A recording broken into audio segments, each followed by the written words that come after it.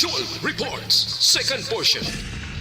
Di kalidad, kag madalong nga mga analisis sa pinakainit na balita sa bilog na probinsya kag nasyon. Actual Reports, second portion. Patas kag balanse nga komentaryo sa mga issues kag mga balita nga nagaapekto sa mga pumuluyo sa adlaw-adlaw nga tanan. Actual Reports, second portion. Upod sa veterano kag respetado nga komentarista, Aksyon Fred Salanga. Karon nga adlaw, Huwebes Pitsa 25 na bulan sa Nobyembre, tuig 2021. Anano ang mga balita kag isyo nga tunday-dayon karon nga adlaw. Padayon nagainit ang isyo sang espas dire sa probinsya kag syudad sang Bacolod. Siling kahapon ni Bungo niya na hasta subong siyak pa ko mo. Doon hindi ko kaintindi nga gulpi lang ara na ko sanay sa presidente magapapili sa tuig 2022. Niya daw gadamgol lang ko ba? Ari pagid nakabalos ang ang sinro kag ang siling niya ining mga kandidato ni dapat ni di pamutuhon ni nga haga na panglansang ang ilay mga propaganda material sa kahoy. Na may rason man, ang makbulansangan mo ya. Oh, sige. Ina ang pila ka mga isyo nga aton talakayon karon nga aga. Ining balita kang isyo idulong sa aton sang D3 Bayo. Dako ang mabulig sang D3 Bayo sa pagkakasang kagaw nga nagtap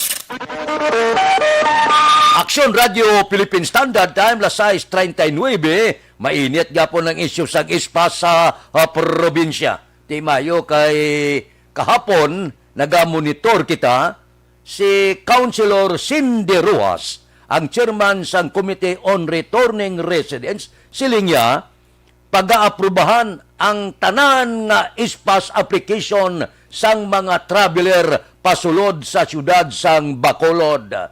Nya hindi na naton pagpabudlayan pa. Hindi na kailangan nga maggulat pa sang approval. Kinahanglan aprobahan na ang nagasulod dire sa syudad sang Bacolod. Kapalindugan mo ang probinsya nga dapat ispas gid. Ti sila niya ti aprobado na mo tanan na.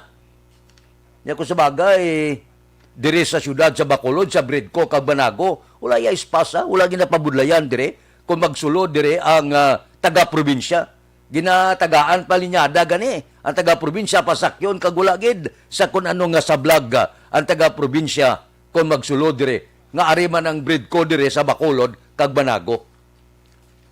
Ang malain kadaho ang mga tinaga nga ginabuyan ng mga illegal kuno ang executive order, wala iya sa makasiling illegal.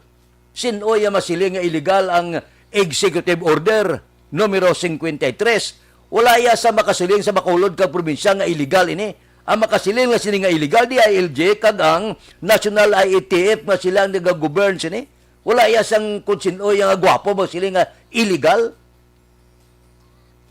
Kabudlay mo ispas. Anong arada ang kaundan sina ang imo sini nga full vaccinated nga card kag ID. Tiara na. May ara ka man card. Tisiling nila basi malutsan kita sang piki. Anong sentido komun. Butang ko sobra gismel kabakulon noon nagabot sa airport sa Silay. Butang ka pa may piki 2 kabilog. Isakripisyo mo yung gismel. Nga husto yung ilang dokumento. Anong klase nga sugilanon ini. Ang punto ko ya, ako nga niya, wala ko ya bunggo, kay Gobernador Bunglason, wala nga niya ko nakita siya personal, wala man ko naakig sa iya. Ang punto ko yan, nga ginaproteksyonan yung probinsya, natural kita nga Bacolod ko, proteksyonan ko man ang Bacolod. Pero kung sala ang ginahimo sa Bacolod, natural hindi ko yan magupod. Pero kung nakita ko nga gusto ka ginapabudlayan sa taga Bacolod, kinamatarong na yan nga magdipinsa sa taga Bacolod. Amo na yung tindog ko. Kung gusto nyo ispas na sa probinsya, tanan nga taga-probinsya ang masulod, tagayin nyo ispas na. Di siling nila, respetuhon nyo ang protocol sa probinsya. Yes, respetuhon ta, pero hindi ka mo magsiling nga one-sided. Respetuhon ng inyo, Bacolod, hindi nyo pag-respetuhon do, hindi naman amo. Amo na blang nga mga bagay nga dapat ipaatag naton sa pumuluyo. Akig? Wala akig personal. Wala personal. Ang ako na taga Bacolod ko, kung nakita ko nga ginapabulayan na taga Bacolod, natural, proteksyonan ko taga Bacolod. Pero kung nakita ko nga sala ang ginahimo sa taga Bacolod, sala mga executive order, tiyagan ko abiapin niya sa sala. Amo na buot ko silingon. Amo na yung ginapakigbato naton, nga pabudlayan ta pa, anay ka naghina na, anay ka nag-enjoy na tao, kaya nanubo ang level ta, pabudlayan ta pang pumuluyo, persiguron ta pang pumuluyo. Daw hindi naman na mo. Amo silingon, kung gusto nyo respetuhon nyo man ang pariho nyo. Amalon mo yung nga illegal ang executive order, hindi naman na mo. Sino kayo magsiling nga illegal? Kaya makasiling las ng illegal ang DILG kagang IETF. Kabudlay naman sina. Di wala pa gani mahusgaran. Ambalon nyo na nga illegal. Di daw hindi amo. Amo na bot ko silingon. Respetuhanay kita. Inarespeto na to ko na nung ara sa inyo, kay may ispas ka mo data na nga taga-probinsya, tagayin nyo, lagi na question. Di, bisa lang Bacolod ganyo, nagsiling niya yung aton konsyal di sindirwas nga yam. Tanan, automatic aprobahan ang ispas application. Wala na problema. Gasulod pa lang, wala pa ka dungka, aprobado na. Para nga, wala gamo. Aksyon Radio Philippine Standard Time, las 6:43. Mabalik kami pagkatapos ini. Good morning, kaibigan. May gusto sana akong ipakilala sa'yo. Pampagising ko. Hashtag account ko ni ang imo account, imo responsibilidad. Hashtag account ko ni bangod sang pagsanyog sang teknolohiya, madamo ang natagan sang kaygayunan nga makabuylog sa mga aktibidad sa digital world. Hashtag account ko ni bangod man sini mas nabutang sa risgo ang integridad kag kredibilidad sa nagapanag-iya sang account. Hashtag account ko ni kung maisog ka nga netizen, magpakita ka. Hashtag account ko ni kung responsable ka nga Pinoy, magpakilala ka. Hashtag account ko ni batuan ang paglaptas ng sala nga balita kag impormasyon, maging modelo sa matuod nga serbisyo publiko online. Hashtag account ko ni isa ka online campaign sang Aksyon Radyo Bacolod. Hashtag account ko ni Hashtag account ko ni ang imo account, imo responsibilidad. Hashtag account ko ni bangod sang pagsanyog sang teknolohiya, madamo ang natagan sang kaygayunan nga makabuylog sa mga aktibidad sa digital world. Hashtag account ko ni bangod man sini mas nabutang sa risgo ang integridad kag kredibilidad sa nagapanag-iya sang account. Hashtag account ko ni kung maisog ka nga netizen, magpakita ka. Hashtag account ko ni kung responsable ka nga Pinoy, magpakilala ka. Hashtag account ko ni batuan ang paglaptas ng sala nga balita kag impormasyon, maging modelo sa matuod nga serbisyo publiko online. Hashtag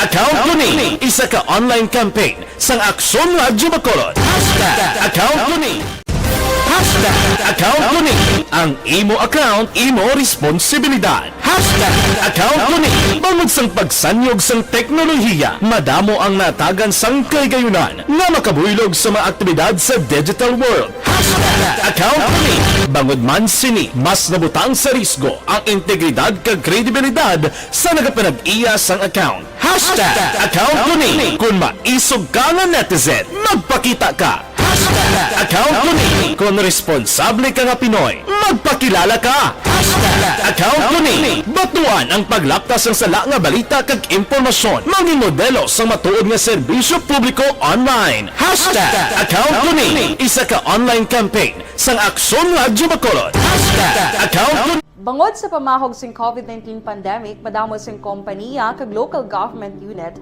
ang nagpatuman sang work from home sa ilang mga empleyado. Naga-work from home kung naka-close contact sa nagpositibo sa virus o kung mismo nagpositibo sa COVID-19. Madamo sang benepisyo ang mahatag sang work from home, pero hindi naton malikawan nga ma-bored kag ma-stress bangod sa sini nga setup sa masobra na isa ka tuig nga pagpakiaway sa COVID-19. Base sa pagtuon sa United Nations International Labour Organizations, nagatugas sing stress ang tuman niya pag-usasang gadgets kangay sing cellphone kag computer. Gani, iyarin tila ng mga poslanong nga action tips sa mga nag-work from home. Una, mag-set up sa workspace sa mga balay sa tuyo nga makafocus sa imong nga trabaho. Ang workspace ay hindi kinahanglan nga dako nga kwarto, ang importante, komportable ka sa imong nga trabaho. Matapos ang pila ka oras nga nagapungko ka mag-computer, dapat may tion nga mag-stretching agud malikawan nga ma-strain ang imong likod o konliog. Time management. Manghimo sa imong mga time schedule kag mga talapuson nga trabaho para mangin organisado. Magkaon sa husto nga tion, labi na ang pamahaw kag pilion mapagkaon nga maka-boost sa imong memory, concentration kag alertness kaangay sa pumpkin seeds kag dark chocolate. Kung mayaras mga online meetings, advance sa ipahibalo sa imong mga upod sa balay, agud malikawan ang mga disturbo. Ang pigaw nga internet connection ang makatugas sa stress, gani ipreparar ang backup kaangay sa iba nga network nga may maayong signal para sa mobile data. Take a few breaks. Ini sa tuyo nga hindi ma-drain ang imong brain, maghampang sa imong pet o kung magpumati sa music. Sa tion nga may concern kag problema, ipabalo sa imong team leader o kung sa boss para masolusyonan. Sa work from home nga setup, ikaw ang may uyat sa imong nga oras. Makasave ka sa plete, makasave ka sa pagkaon, makasave ka sa kwarta, kag makaupo no pa ang imong pamilya. Ang work from home ay may madamo nga hangkat, pero mas madamo sa gihapon ang mahatag nga benepisyo. Ini si Action Dorel Cabato para sa Action Tips, una sa balita, una sa aksyon, sa Bacolod, Aksyon Radio. Bangod sa pamahog sing COVID-19 pandemic, madamo sing kompanya kag local government unit ang nagpatuman sang work from home sa ilang mga empleyado. Naga-work from home kung naka-close contact sa nagpositibo sa virus o kung mismo nagpositibo sa COVID-19. Madamo sang benepisyo ang mahatag sang work from home, pero hindi naton malikawan nga ma-bored kag ma-stress bangod sa sini nga setup sa masobra na isa ka tuig nga pagpakiaway sa COVID-19. Base sa pagtuon sa United Nations International Labour Organizations, nagatugas sing stress ang tuman niya pag-usasang gadgets kaangay sing cellphone kag computer.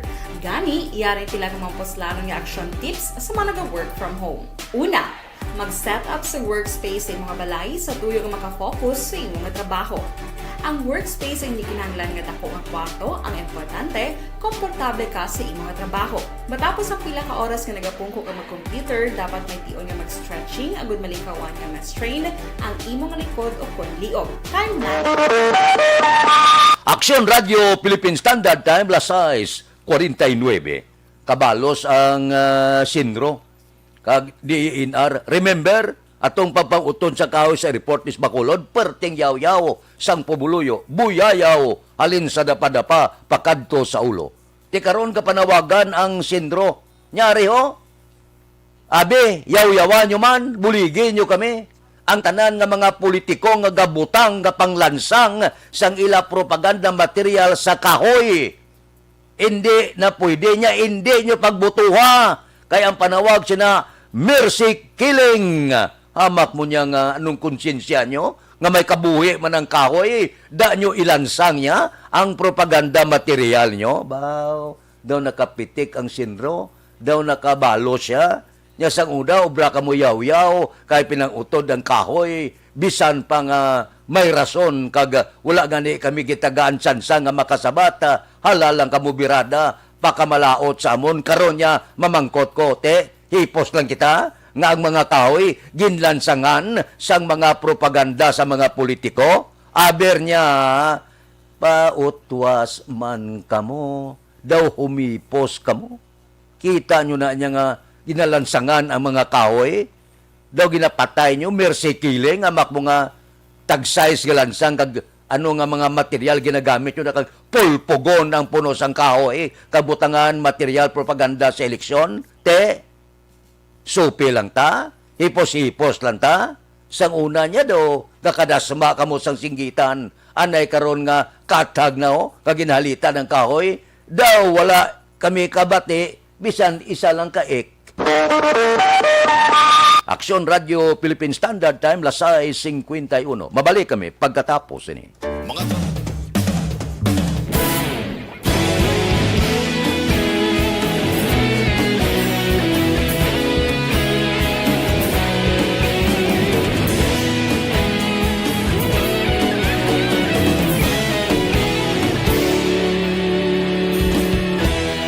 Agapasang banwa, mabugaw nga hangin agadapyan na ikaw nang ginapamatian namon ginasandigan. Tingog sang probinsya, kamatuuran ginapalap na minsay nga may dala paglaom kag kasanag. Tinuig na nagligan, ikaw gihapon ang ako nga istasyon sa pagbudlak sang adlaw sa pagtuhaw sang biton. Mga balita nga dala inspirasyon, aksyon radyo, bakolod man sa gihapon. Padayon aksyon radyo, bakolod saludo sa imo. Padayon aksyon radyo, salamat isa pagserbisyo. Patas kag balanse, matuod na mensahe, wala sang hinadang pilihan. Padayon aksyon radyo.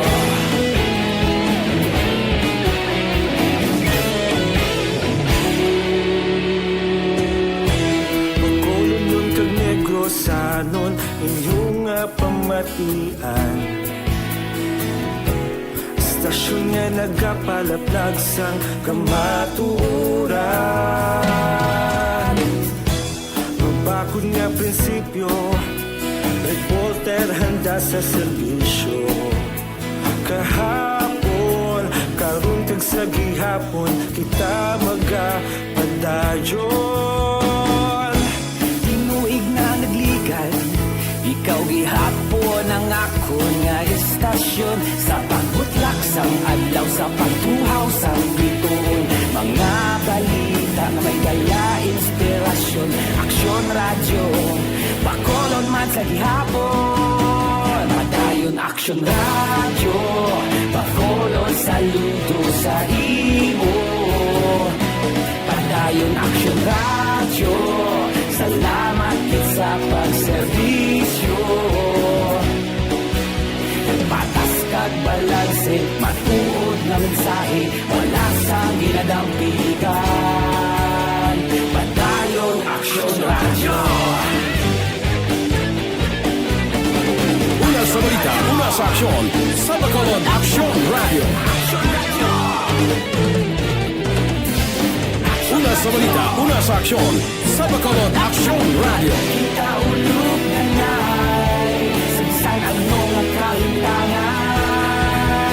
Responsable ang pagbalita, pagdayon na ipalak na. Malasig pero sigurado, aksyon na may dala pagpalanggan.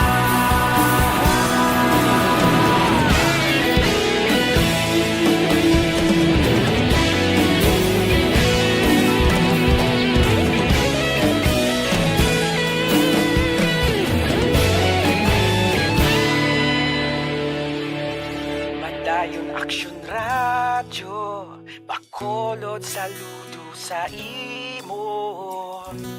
Padayon aksyon radyo, salamat gid sa pagserbisyo. Padayon aksyon radyo, bakolod saludo sa imo. Padayon aksyon radyo, salamat gid sa pagserbisyo. Patas kag balanse, matuod nga mensahe, wala sang ginadampigan. Padayon aksyon radyo.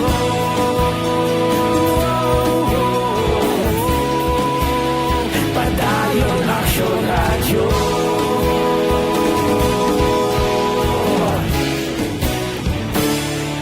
Padayon aksyon radyo.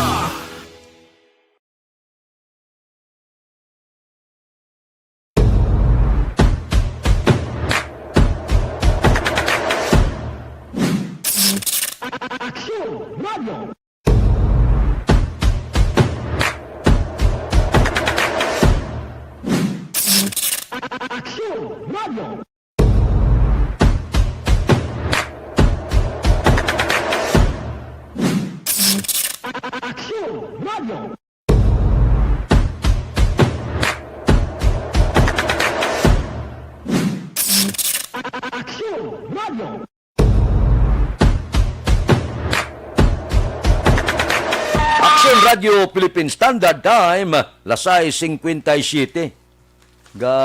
Tulok sa langit, gaduko sa duta. Galungo-lungo si Bungo.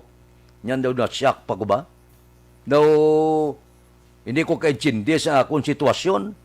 Nag-file ako sa akong Certificate of Candidacy sa pagka-vice presidente. Gulpi lang ya.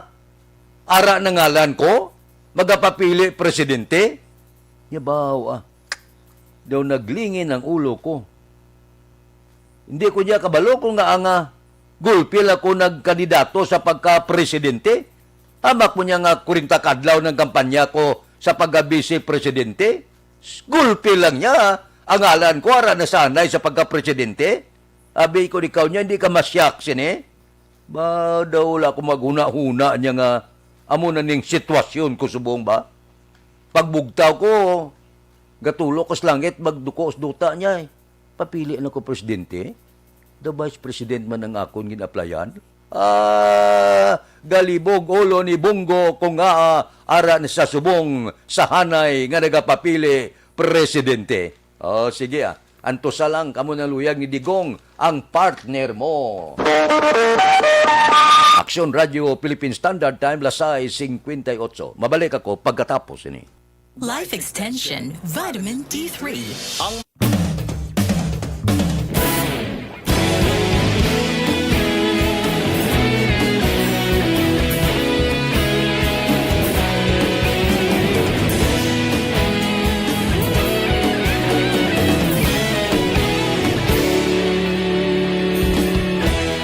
Agapasumbanwa, mabugnaw nga hangin nagadapyan na. Ikaw nang ginapamatian namon ginasandigan. Tingog sang probinsya, kamatuuran ginapalap na. Minsay nga may dala, paglaong kag kasanan. Tinuig na nagligan, ikaw gihapon ang ako nga istasyon. Sa pagbudlak sang adlaw, sa pagtuhaw sang biton. Mga balita may dala inspirasyon. Aksyon radyo, bakolod man sa gihapon. Padayon aksyon radyo, bakolod saludo sa imo. Padayon aksyon radyo, salamat isa pagserbisyo. Patas kag balanse, matuod na mensahe, wala sang hinagang piligan. Padayon aksyon radyo.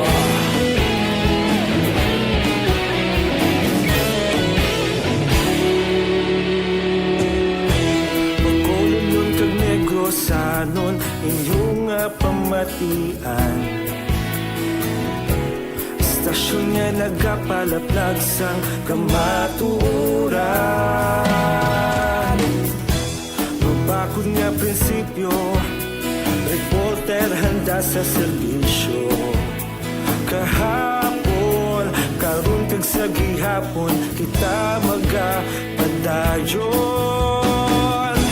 Tinuig na nagligan, ikaw gihapon ang ako nga istasyon. Sa pagbutlak sang adlaw, sa pagtuhaw sang biton. Mga balita na may dala inspirasyon. Aksyon radyo, bakolod man sa gihapon. Padayon aksyon radyo, bakolod saludo sa imo. Padayon aksyon radyo, salamat sa pagserbisyo. Patas kag balanse, matuod nga mensahe, wala sang ginadampigan. Padayon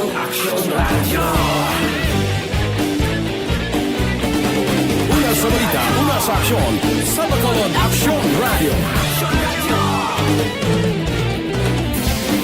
Una sa balita, una sa aksyon, sa Bacolod Action Radio. Kaulog na na'y Sinsan anong kahintangan Responsable at pagbalita Pagdayo na ipalaknan Malasig pero sigurado Aksyon na may dalang pagpalanggan